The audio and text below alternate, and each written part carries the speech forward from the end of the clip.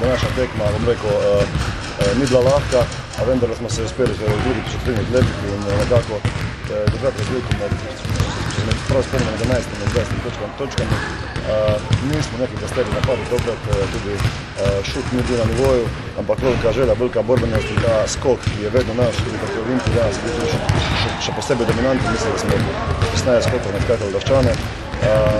Odlična obramba, predvsem v prvem polčasu, 20 točk prejeli. Bilo bi neumno pričakovati, da bi to še enkrat zgodilo, ker košarka igra napak. Zadnje zelo ugodni rezultat, živa zmaga, brez neke velike nervoze. Tudi mislim, da igralci niso preveč utrujeni, da se mi kot rotiral Robin Crenshaw.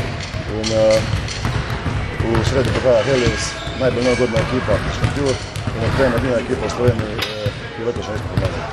No, če se še vrnemo nekoliko k nocojšnjemu srečanju, vaši igralci niso igrali tako kvalitetno, recimo kot proti Olimpiji, a vendarle ste z lahkoto zmagali velikega brata, če se tako izrazim, iz Laškega. Ja, sem že prej povedal, dva ključa sta bila, odličen skok ter odlična obramba.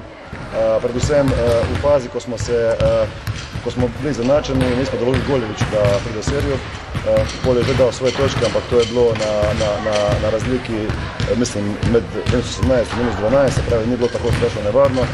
Ob tem tudi stavili Strnada, kar je bil ta glavni plan pred tekmo, se pravi, izpostaviti v šuterskem delu Strnada in Goljevića, ter postaviti seveda Bubniča v skoku napadu. Rizič tako drugače ni veliko igral, tako da so Laščani bolj kot ne poskušali z neko širino, ampak smo bili na vse pripravljeni, dobro smo govorili obrambno in še enkrat ponavljam, obramba ter skok na Plavličevi.